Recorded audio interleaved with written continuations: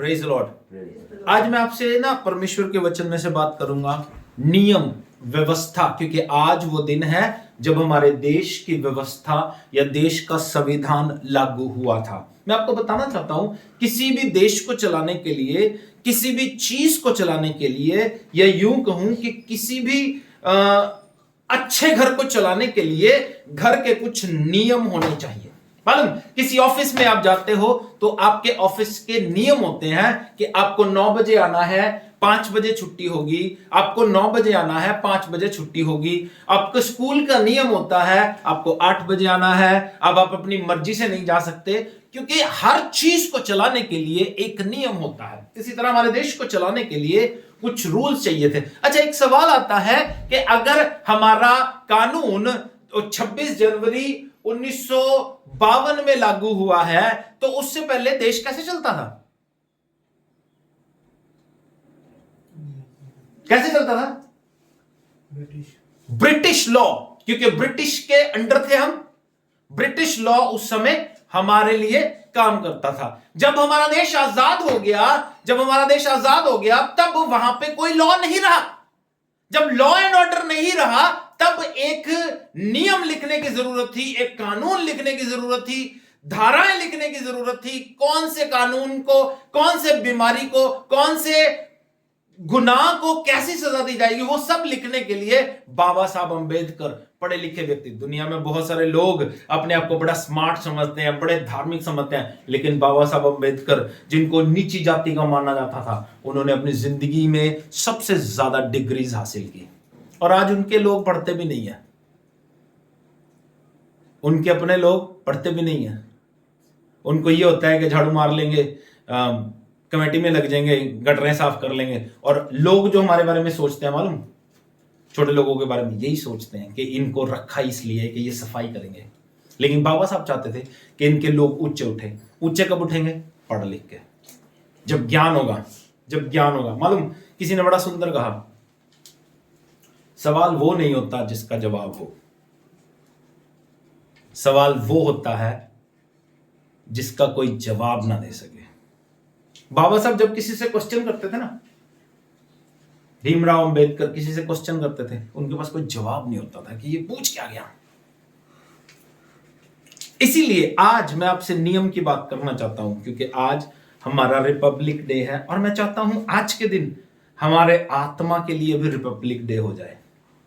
आमीन। हम अपने आत्मा में, अपने आत्मिक क्षेत्र में भी नियम बना लें। मैं आपको बताता हूं, नियम बना लो अपनी लाइफ का। कामयाब व्यक्ति कौन है मालूम? फौज में नियम होते हैं, उन्होंने 5 बजे सुबह, 6 बजे, 4 बजे, 5 बजे उठ जाते हैं, और उसके बाद अपनी सारी मेहनत करने के बाद रात को 12 बजे सोएंगे। 4-5 घंटे ही सोते हैं वो, लेकिन वो जो नियम बनाते हैं ना, वो सारी जिंदगी उनके काम आता है। इसीलिए वो फिट होते हैं, वो अपने घर का। हमारे घर का कोई नियम नहीं है, हमारे घरों का ना हमारे उठने का कोई नियम है, ना सोने का कोई नियम है, ना बाइबल पढ़ने का कोई नियम है, ना पढ़ाई का कोई नियम है। कोई नियम नहीं है हम कब पढ़ेंगे। जब तक एक शेड्यूल सेट नहीं ना होगा आपकी लाइफ का, जब तक एक टाइम टेबल नहीं होगा आपकी लाइफ का, आपकी लाइफ व्यर्थ है। टाइम टेबल सेट करो, मैं इतने बजे उठूंगा। एक बात बताऊं, एक चीज मैं रोज सोचता हूं, रोज, कि हमारे मसीही लोग कितने निकम्मे हैं। मैं पहले भी बताई ये बात है, मुसलमान सुबह 2:30 बजे पहली नमाज पढ़ता है। गुरुद्वारा सुबह 4 बजे, एग्जैक्ट 4 बजे, 1 मिनट इधर उधर नहीं होता। पहले शब्द गुरुद्वारे के साउंड में से निकल आते हैं। ये है उनकी जिंदगी। मालूम, हमारी क्रिएशन ऐसे ही हुई है। हमारी क्रिएशन, अपने बच्चों का बचपन देखो, अपना तो नहीं देखा आपने, अपने बच्चों का बचपन देखो। वो सुबह 4 बजे, 3 बजे उठ जाते थे। ये बना ऐसे है इंसान कि सुबह उठ के परमेश्वर की महिमा कर सके। लेकिन आज 10 बजे से पहले नहीं उठता, क्या कह के उठाना पड़ता, उठो, सुबह हो गई। नियम आपकी जिंदगी को कामयाब बनाएगा। जिस व्यक्ति का नियम नहीं है ना, वो कामयाब कभी नहीं हो सकता, वो भटकता रहेगा बस। मर्जी से सो जाना, मर्जी से। इसीलिए बाइबल कहती है ना, सोने वाले के लिए हे आलसी जाग, कब तक सोता रहेगा? टाइम टेबल नहीं है हमारी जिंदगी का।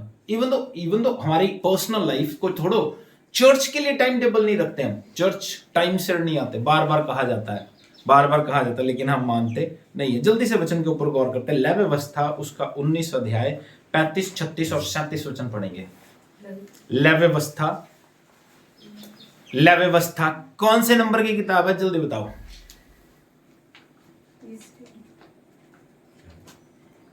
कौन सी बुक है?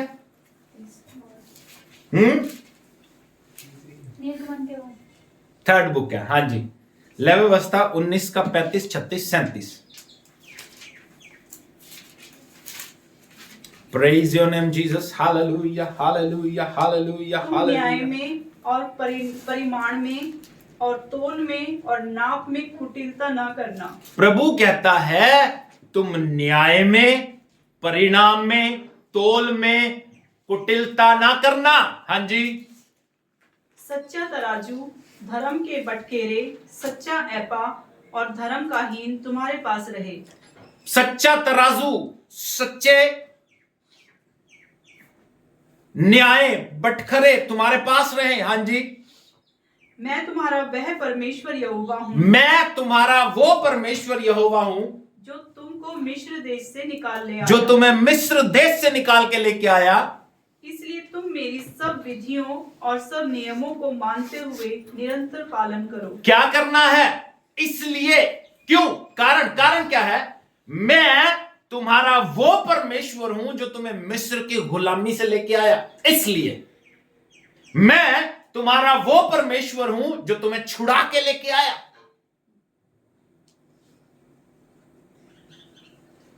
प्रभु कहता है मैंने तुझे छुड़ाया है। प्रभु कहता है मैंने तुझे हील किया है। प्रभु कहता है मैंने तुझे ब्लेस किया है। इसलिए तू मेरे सारे नियम, सारी व्यवस्था, सारे लॉस को माना कर।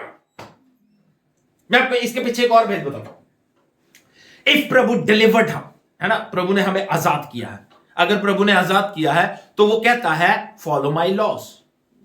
इसको अपनी लाइफ में लेना। अब वो कहता है मैंने तुझे छुड़ाया है इसलिए नियम को मान। लेकिन अगर तू नियम नहीं मानेगा तो वापिस उसी गुलामी में चला जाएगा। बात समझ आई? वो क्यों कह रहा है नियम मान? क्योंकि गुलामी, जो लोग नियम नहीं मानते, जो लोग लॉ नहीं मानते, उनके लिए गुलामी है। अरे भैया इंडिया में भी चलते हैं आप, है ना। इंडिया में आप चलते हो, आपने किसी को मार दिया, जज कहता है यू ब्रेक द लॉ, तुझे फांसी हो जाएगी क्योंकि तूने नियम तोड़ा है। आप गाड़ी चला के जा रहे हो, बाइक चला के जा रहे हो, पुलिस वाले रोकते हैं, आपका चालान काट देते हैं, कहते हैं you break the law. It means when you break the law you will punish. जब आप नियम तोड़ोगे तो सजा मिलेगी। लेकिन जब सजा से आजाद हो गए हो तो उसके बाद का काम क्या है? नहीं समझ में आया? जब आप कुछ गलत करते हो तो सजा मिली, अब सजा से आजाद हुए, दोबारा क्या करना है?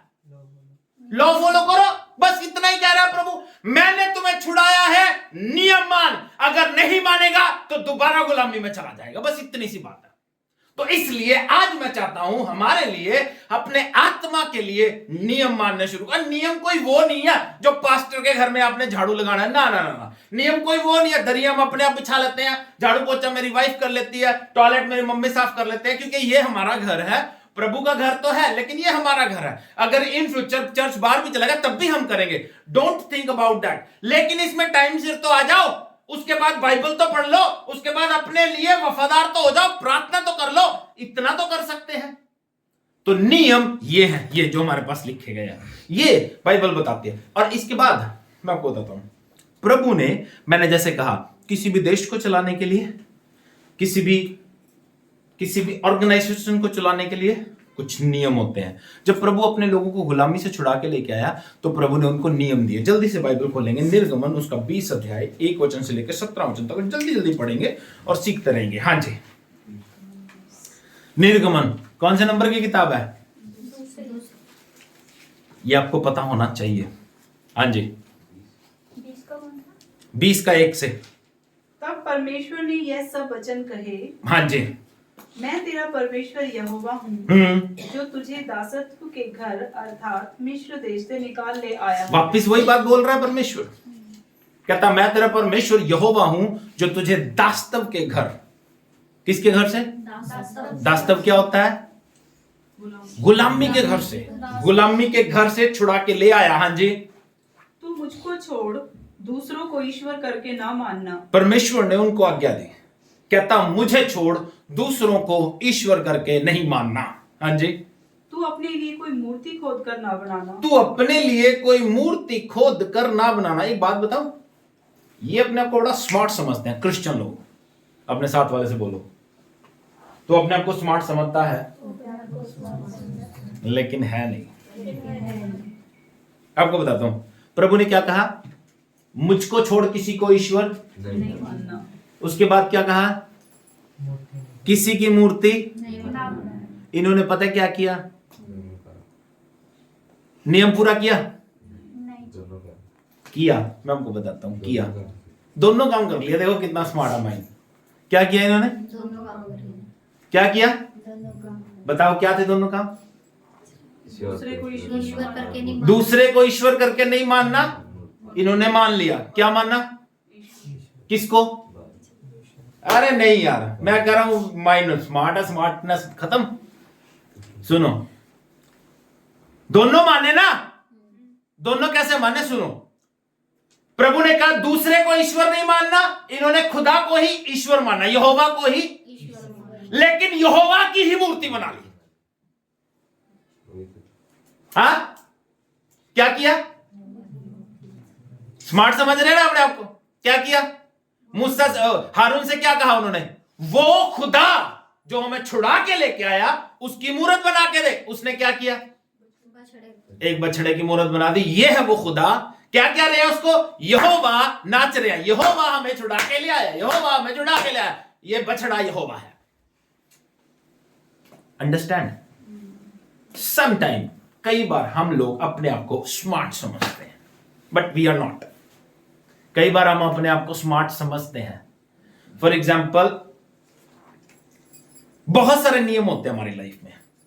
मैं आपको बताता हूं, प्रभु कहता है, समझना, प्रभु कहता है तेरी लाइफ का दशवांश मेरा है। कमाई का नहीं, मेरी बात गौर किया करो मेरी बात पे। तेरी लाइफ का दशवांश मेरा है। तेरी लाइफ का ओल्ड टेस्टामेंट जब आप पढ़ोगे, even though when somebody gift someone, किसी को कोई तोहफा भी देता था तो उस तोहफे का भी दशवांश लेके आते थे। अंडरस्टैंड? तोहफा मतलब फ्री ऑफ कॉस्ट है ना। चाहे फ्री ऑफ कॉस्ट कुछ भी आपके पास आता है, उसका दशवांश परमेश्वर को चाहिए, उसका दशवांश परमेश्वर को चाहिए। अब मैं आपको बताता हूं ओवर स्मार्ट कौन होते हैं। सुनो, किसी ने लोन करवा लिया, उसके लोन की किस्त कटती है 20,000 रुपए। किसी बंदे की बात कर रहा हूं, किसी बंदे ने मुझसे कहा, मैंने उससे कहा, मैं क्या यार आपकी सैलरी तो 60,000 रुपए है, अब टाइथ देते हो 2,200 रुपए, कितना? बाकी का वो ओवर स्मार्ट व्यक्ति क्या कहता है, पास्टर जी मेरे हाथ में आता ही 22,000 है। किसकी गलती है? लोन किसने करवाया? यूज कौन कर रहा है? प्रभु ने तो लोन नहीं लिया ना। बात समझ रहे हो मेरी, मैं क्या कहना चाह रहा हूं? ये होती है स्मार्टनेस कि मेरे इन हैंड तो मेरे हाथ में इतना ही आता है। पॉलिसी तूने करवा रखी है, पॉलिसी की किस्त कट जाती है जी। पॉलिसी किसने करवाई है? तूने। हमें देखना क्या है? तुम्हारी सैलरी कितनी है। प्रभु चाहता क्या है? तुम्हारी सैलरी कितनी है। तुम्हारी लाइफ का टाइथ मतलब तुम अगर 24 घंटे के जीवन जी रहे हो, 2 घंटे 24 मिनट प्रभु के पास पहुंचने चाहिए। छोड़ो दुनियादारी, 1 घंटा प्रार्थना करो, 1 घंटा बाइबल पढ़ो, 1 घंटा प्रार्थना, 1 घंटा बाइबल, 30 मिनट तक वचन पढ़ लो।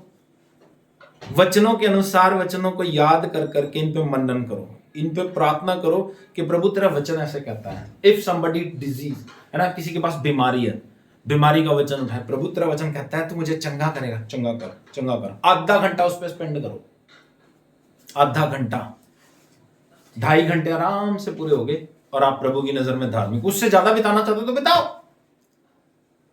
1 घंटा प्रार्थना, 1 घंटा बाइबल पढ़ो, आधा घंटा मनन करो। अगर आप तकलीफ में हो, पैसे की जरूरत है, पैसे वाला वचन ढूंढो बाइबल में से।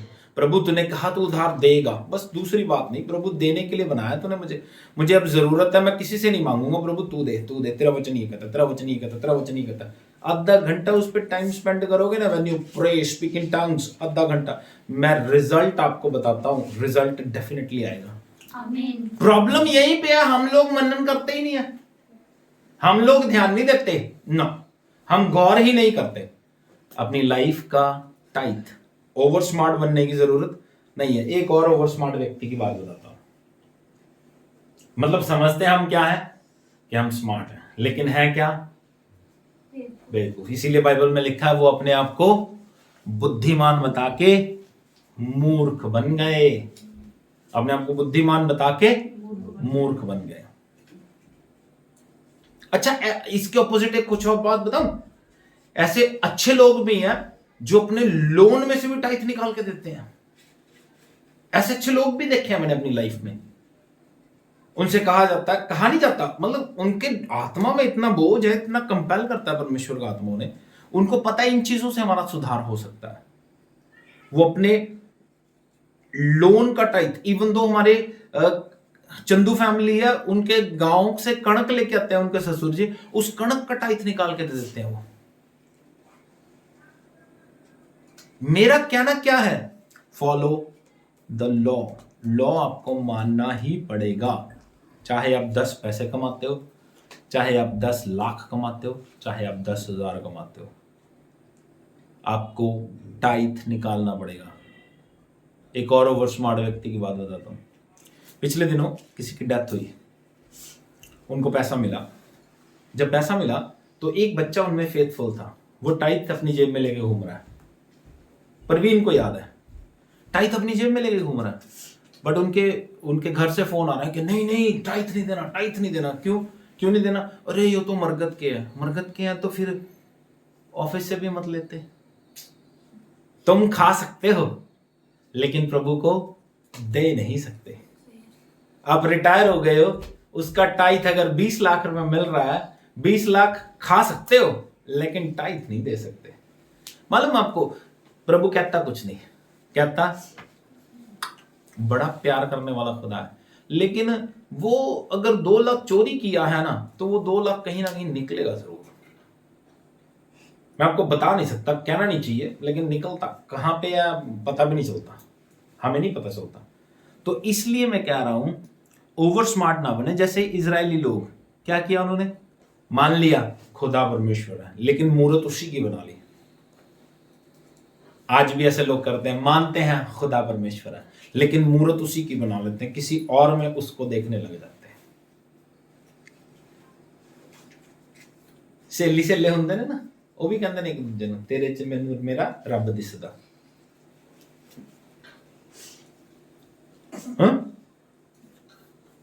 उन्होंने भी रब दिसदा। क्या कहती है बाइबल आगे? हाँ जी, तो अपने लिए कोई मूर्ति खोद कर ना बनाना, ना किसी की प्रतिमा बनाना, ना किसी की प्रतिमा बनाना, फोटो भी नहीं बनानी। हाँ जी, जो आकाश में या पृथ्वी पर या पृथ्वी के जल में है, हाँ, तो उनको दंडवत ना करना, दंडवत भी नहीं करना, कुछ भी नहीं बनाना। आकाश में पृथ्वी में कोई जानवर, पक्षी, पशु, कुत्ता, बिल्ला, किसी की फोटो, किसी की मूर्ति बना के उनको दंडवत नहीं करना। हाँ जी, और ना उनकी उपासना करना, क्योंकि मैं तेरा परमेश्वर यहोवा जलन रखने वाला परमेश्वर, जो मुझसे बैर रखते हैं उनके बेटों, पोतों और परपोतों को भी पितरों का दंड दिया करता हूँ। देखो मैं आपको बताऊं, जब आप आज्ञा मानते हो तो आप अपने बच्चों के लिए अच्छा बीज बीज रहे हो। किन के लिए? बेटों के लिए, पोतों के लिए और पड़पोतों के लिए अच्छा बीज बीज रहे हो। कहता मैं बेटों, पोतों, पड़पोतों को आशीष दिया करता हूं, और जो मुझसे प्रेम रखते हैं और मेरी आज्ञाओं को मानते हैं, उन हजारों पर करुणा किया करता हूँ। किन पर करुणा करता हूं? जो मेरी आज्ञाओं को मानते हैं। जो नहीं मानते दंड देते हैं। कितनी पीढ़ियों तक? पड़पोते, तीसरी पीढ़ी तक। आप कुछ बुरा करोगे तो आपकी तीसरी पीढ़ी तक को भुगतना पड़ेगा, और बाद में वो गाली निकालेंगे आपको, मेरे दादे ने या मेरे परदादे ने क्या किया, मेरे गंद पाके गए ने। लेकिन अगर आप कुछ अच्छा करोगे तो वो आपको आशीष देंगे। प्रभु कहता है मैं तुम्हें बरकत दूंगा, हजारों पर करुणा करता हूं। हाँ जी, तो अपने परमेश्वर का नाम व्यर्थ न लेना, व्यर्थ ना लेना उसका नाम। हाँ जी, क्योंकि जो यहोवा का नाम व्यर्थ ले वह उसको निर्दोष न ठहराएगा। इस आज्ञा को आज कई लोग तोड़ते हैं, मालूम, अपने जोक्स में भी यीशु मसीह का नाम ले रहे होते हैं, दुनिया में चलते हुए when they laughing, हंस रहे होते हैं। व्यर्थ नाम, व्यर्थ लेने का मतलब क्या है? फालतू में, यूजलेस। वो कोई ऐसी चीज थोड़ी है। मैं आपको एक बात बताऊं, मैं अच्छा प्रचार करता हूं, मैं आपको एक बात बता रहा हूं, जेन्युइन बात, अच्छा प्रचार करता हूं,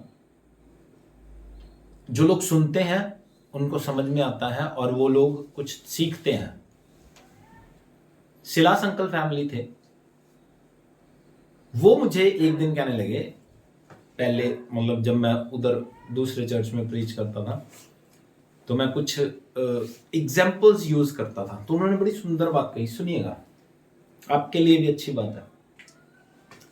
कुछ सीरियल के एग्जाम्पल्स यूज करता था या कोई फिल्म के एग्जाम्पल यूज करता था, स्टार्स के एग्जाम्पल यूज करता था, तो वो मुझे कहने लगे आप बहुत अच्छा प्रचार करते हो। उनकी पूरी फैमिली पसंद करती है मुझे सुनना, लेकिन कहते ये जो चीजें हैं, ये स्टार्स हैं, इनका और परमेश्वर का कोई कंपैरिजन नहीं है, इनका कोई मेल नहीं है, ये मत यूज किया करो। मैंने यूज करना छोड़ दिया। बात समझ रहे हो? हम लोग क्या करते हैं, इसीलिए व्यर्थ नाम लेते हैं परमेश्वर का, किसी भी चीज में परमेश्वर को घुसा देंगे। अरे परमेश्वर ने ऐसे कहा, हंसते हंसते मजाक मजाक में। व्यर्थ नाम परमेश्वर का मत लेना। प्रभु का वचन कहता है ये आज्ञाएं परमेश्वर ने इजरायलियों को दी हैं। हम लोग भी आत्मिक इजरायली हैं, ये सब हमारे लिए भी है। हाँ जी, तू विश्राम के दिन को पवित्र मानने के लिए स्मरण रखना। विश्राम दिन को पवित्र मानने के लिए स्मरण करना। हाँ जी, 6 दिन तो तू परिश्रम करके अपना सब कामकाज करना, हाँ, परंतु 7वें दिन तेरे परमेश्वर यहोवा के लिए विश्राम दिन है। 6 दिन तो क्या करना है? कामकाज। 7वें दिन यहोवा के लिए विश्राम दिन है। वो विश्राम दिन कौन सा है? संडे। हमारे लिए कौन सा है? शनिवार। हमारे लिए कौन सा है? संडे। हमारे लिए संडे ही है। हमारे लिए संडे। एक और बात बताता हूं मैं आपको, जनरल नॉलेज की बात। मालूम है आपको, नेपाल में सैटरडे ही सबत का दिन माना जाता है, या 7वां दिन शनिवार ही है, और उनकी नेशनल हॉलीडे सैटरडे को ही होता है। संडे स्कूल लगता है उनका। देखो एक बात बताता हूं आपको, आपको मालूम है उसको हिंदू देश घोषित कर दिया गया। ये भी नहीं पता आपको? पता होना चाहिए, सारी बातें पता होनी चाहिए। इवन दो, देखो नियम देखो जरा, इवन दो कि वो हिंदू कंट्री है, उसके बावजूद सबत दिन हमारा है, बाइबल का है, उसको ही फॉलो कर रहे हो, जाने अनजाने में, जाने अनजाने में। और प्रभु कहता है 6 दिन काम करना, 7वें दिन विश्राम, आराम करना, और उसमें सिर्फ मेरा मनन, मेरे लिए सोचना, वचन के लिए सोचना, बाइबल के लिए सोचना, इन बातों पे गौर करना। हाँ जी, उसमें ना तो तू किसी भांति का कामकाज करना, किसी भी भांति का कामकाज नहीं करना। हाँ जी, ना तेरा बेटा, ना तेरी बेटी, ना तेरा दास, ना तेरी दासी, ना तेरे पशु, ना कोई परदेसी तेरे फाटकों के भीतर हो। कोई भी काम नहीं करना, ना बेटा, पशु, पक्षी, जानवर, कोई रिश्तेदार आ गया, उनको भी काम में नहीं लगने देना, क्योंकि तुम परमेश्वर के लोग हो। हाँ जी, क्योंकि 6 दिन में यहोवा ने आकाश और पृथ्वी और समुद्र और जो कुछ उसमें है सबको बनाया। हाँ जी, और 7वें दिन विश्राम किया। हाँ जी, इस कारण यहोवा ने विश्राम दिन को आशीष दी और उसको पवित्र ठहराया। हाँ जी, तू अपने माता पिता का आदर करना। देखो ये बातें भी लोग नहीं करते, ये बातें भी नहीं करते लोग। अपने बच्चों की तरफ देख के कहो, माता पिता का आदर किया करो। माता पिता का आदर किया करो। बाइबल कहती है, बाइबल कहती है, सुनो क्या कहती है, सुनो। हाँ जी। जिससे जो देश तेरा परमेश्वर यहोवा तुझे देता है उसमें तू बहुत दिन तक रहने पाए। आपकी उम्र कैसे बढ़ेगी? कैसे बढ़ेगी? माता पिता का आदर करके। जिस देश में तू रहता है उस देश में बहुत दिन तक रहने पाएगा। हाँ जी। तू खून न करना। खून नहीं करना तूने। हाँ जी। तू व्यभिचार न करना। व्यभिचार नहीं करना। चोरी न करना। चोरी नहीं करनी। तू किसी के विरुद्ध झूठी साक्षी न देना। किसी के विरुद्ध झूठी गवाही मत देना। तू किसी के घर का लालच न करना। किसी के घर का लालच नहीं करना। ना तो किसी की स्त्री का लालच करना। ना किसी की स्त्री का लालच करना। और ना किसी के दास दासी। किसी के दास दासी का लालच नहीं करना। या बैल या गधे का। किसी भी चीज का लालच नहीं करना भैया। हाँ जी। किसी वस्तु का लालच नहीं करना। हाँ जी। 17 तक है ना? हो गया, डन। ये कब दिया परमेश्वर ने? ये नियम एक इजरायली व्यक्ति को मानने जरूरी थे, क्योंकि परमेश्वर उनको गुलामी से छुड़ा के लेके आया। क्या किया परमेश्वर उसको? ओके। आज हम अपनी जिंदगी में, मैं आपको बताता हूं, समझ लेना, बस अपने आप को जज कर लेना। अगर हम आज भी गुलाम हैं, इसका मतलब प्रभु ने हमें छुड़ाया नहीं है। इसका मतलब प्रभु ने हमें, अगर हम आज भी गुलाम हैं, इसका मतलब हम परमेश्वर के नियम मान नहीं रहे हैं। अगर हमें यह एहसास हो रहा है कि मैं गुलामी में हूं, तो यह एहसास करने की जरूरत है कि मुझे नियम मानने पड़ेंगे, क्योंकि अगर मैं नियम मानूंगा तो प्रभु मुझे आजाद कर देगा। आज से अपनी लाइफ में, आज जब हमारे देश का रिपब्लिक डे है, आज से हमारी लाइफ में हमारे स्पिरिट का भी रिपब्लिक डे हो जाए। आज हम इन नियमों को जो बाइबल बताती है अपने आत्मा पे लागू करवा दें। हम लोग इन फ्यूचर इस डे को सेलिब्रेट कर सके कि आज के दिन मैं भी आजाद हो गया था, आज के दिन मैं भी नियम मानने लग गया था, आज के दिन मैंने भी बाइबल को अपनी लाइफ में इंप्लीमेंट किया, लागू किया। आज के दिन बाइबल कहती है, सुनिए, प्रभु ने बहुत बातें अपने लोगों से की हैं। जल्दी से मैं आपको बताना चाहता हूं, व्हेन यू ओबे, जब आप आज्ञा मानोगे या आप नियम मानोगे, लॉ मानोगे, तो आपकी लाइफ में क्या होगा।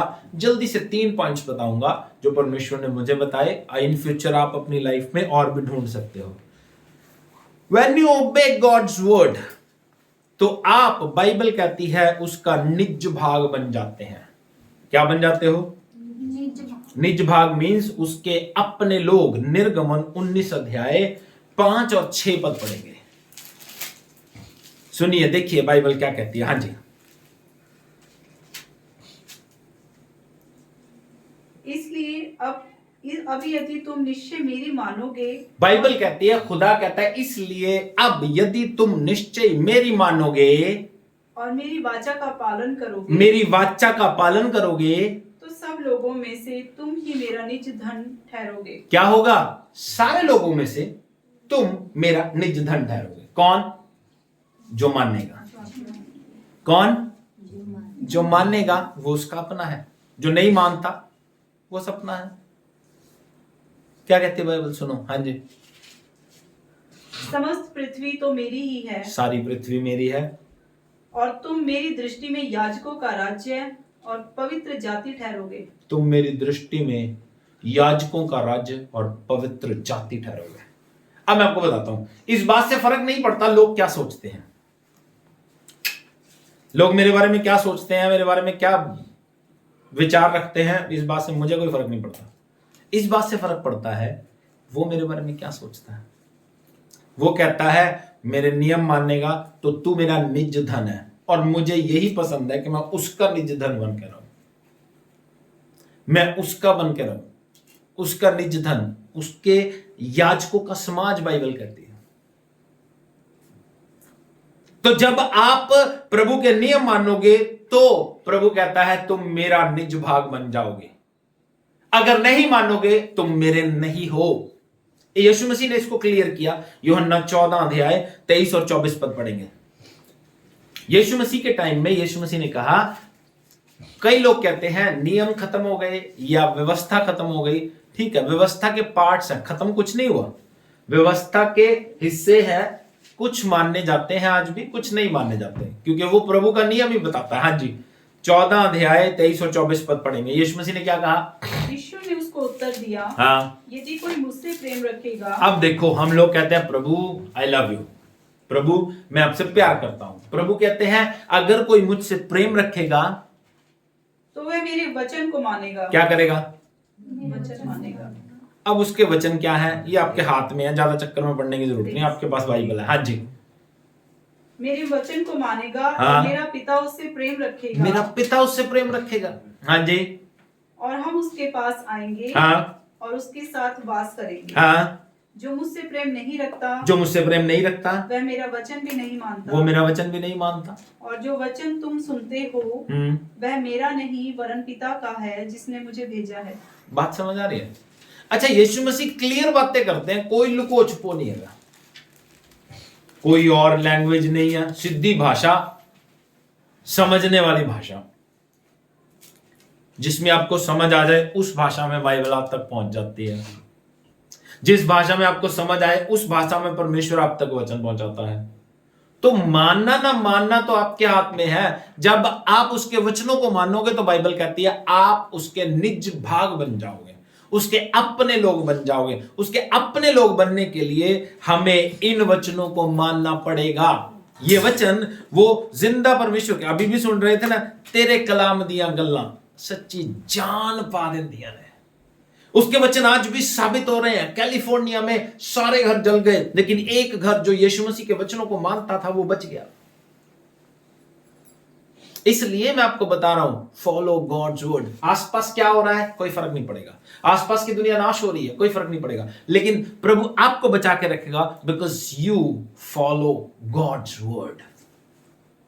आप प्रभु के वचन को मान रहे हो। आज अगर आप तौबा कर लोगे, आज अगर आप रिपेंट कर लोगे, अपने हृदय को फेर लोगे उसकी ओर, फिर सड़क पे घुटने टेकने की जरूरत नहीं पड़ेगी। जैसे अभी कैलिफोर्निया में हुआ, 2020 में जापान में हुआ, रोड पे लोग रोड पे बैठ के कह रहे थे प्रभु माफ कर दे, हमें जीवन दे दे, जीवन दे दे। फिर रोड पे बैठ के नहीं कहना पड़ेगा प्रभु मुझे जीवन दे दे।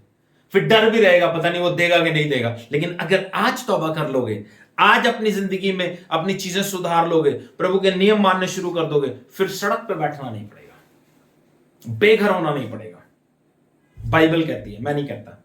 तो जब आप प्रभु के नियम मानोगे तो बाइबल कहती है तुम खुदा के लोग हो जाओगे, उसकी जिम्मेवारी बन जाओगे, उसके अपने लोग बन जाओगे। दूसरी बात बाइबल कहती है जब आप प्रभु के वचन को मानोगे, उसके नियम को मानोगे, क्लियर प्रभु कहता है तुम लोगों को कोई भी बीमारी छुएगी नहीं। प्रभु आपको हील करेगा। मैंने लिखा है you will healed, not just heeled.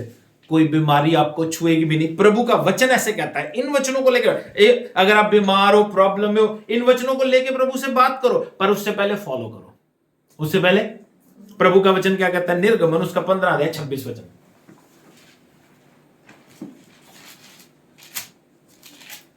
यदि तू अपने परमेश्वर यहोवा का वचन तन मन से सुने। क्या करना है? परमेश्वर यहोवा का वचन तन मन से सुने, और जो उसकी दृष्टि में ठीक है वही जो करे, उसकी दृष्टि में अच्छा है वही करे, और उसकी आज्ञाओं पर कान लगाए, उसकी आज्ञाओं पर कान लगाए, और उसकी सब विधियों को माने, उसकी सब विधियों को माने। तो जितने रोग मैंने तो मिस्रियों पर भेजे हैं, ये जो तो है ना, डन, जितने रोग मिस्रियों पे आए उनमें से एक भी तुझ पर ना भेजूंगा। एक भी तुझ पे नहीं आएगा। इसका मतलब ध्यान देना, एक भेद की बात और बताता हूं। बीमारी अन्य जातियों के लिए है। बीमारी किसके लिए है? मिस्री क्या होते हैं? जेंटाइल्स। इंग्लिश में क्या वर्ड है? जेंटाइल्स या अन्य जाति। बीमारी अन्य जातियों के लिए है, उसके अपने लोगों के लिए नहीं है।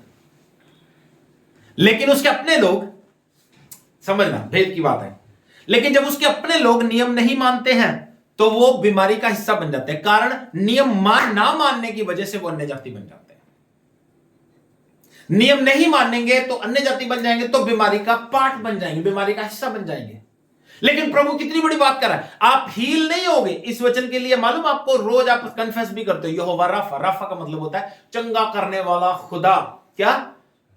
लेकिन प्रभु इसको और अच्छी रीति से इलस्ट्रेट करता है। वो सिर्फ चंगा करने वाला नहीं बनेगा। बाइबल कहती है तुम्हारे पे बीमारी आएगी ही नहीं। मैं नहीं कह रहा, बाइबल कह रही है।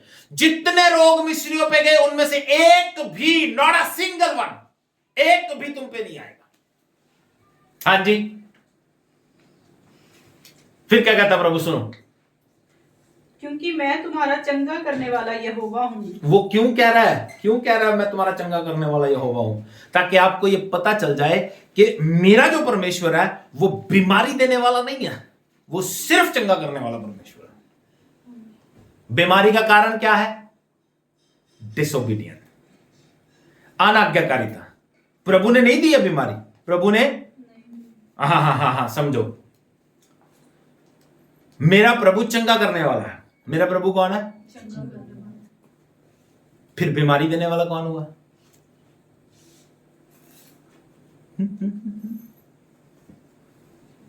शैतान। एक और बताता, डिजीज मीन्स सेटन, हीलिंग मीन्स जीसस। बीमारी शैतान, चंगाई यीशु मसीह। दुनिया की कोई बीमारी है, कहीं पे भी इलाज नहीं हुआ, यीशु के पास आ जाओ, नियम मानना शुरू कर दो, नियम मानोगे, आप चंगे हो जाओगे। कोई भी आपको बीमार नहीं रख सकता। चाहे आप आत्मिक रीति से बीमार हो, चाहे शारीरिक रीति से, चाहे मानसिक रीति से बीमार हो, चाहे सामाजिक रीति से बीमार हो, चाहे आर्थिक रीति से बीमार हो, एवरी हीलिंग प्रभु का वचन कहता है वो तुम्हें देगा व्हेन यू ओबे गॉड्स वर्ड। मानना पड़ेगा। तीसरी और आखिरी बात, गुड थिंग्स फॉर यू, तुम्हारे लिए अच्छी अच्छी भली भली चीजें आएंगी जब आप प्रभु के वचन को मानोगे। बाइबल बताती है, यशाया उसका 1 अध्याय 19 और 20 पद पढ़ के समाप्त कर देंगे। 1 का 19 और 20, यशाया।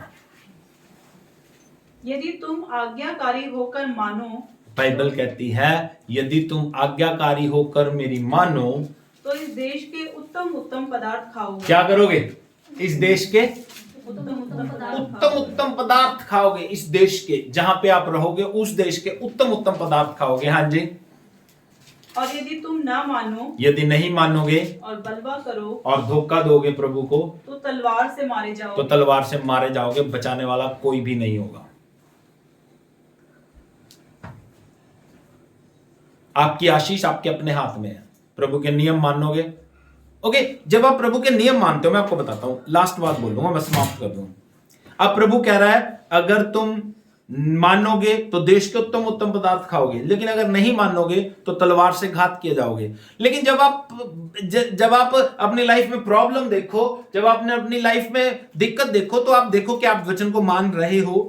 ओके, उसके बाद अगर आपको लगे कि मैं तो वचन को मान रहा हूं, फिर उस वचन को पकड़ के प्रभु से प्रार्थना करोगे, प्रभु मैं ऐसा हूं और मेरे साथ ऐसा हो रहा है, मुझ पे दया करो। उसमें से भी प्रभु भलाई निकालेगा। मैं आपको बताता हूं, कॉन्फिडेंस इतना होना चाहिए ना, आपको पता होना चाहिए कि मैं मान रहा हूं। एक राजा था, क्या नाम था उसका? हिजकिय्याह।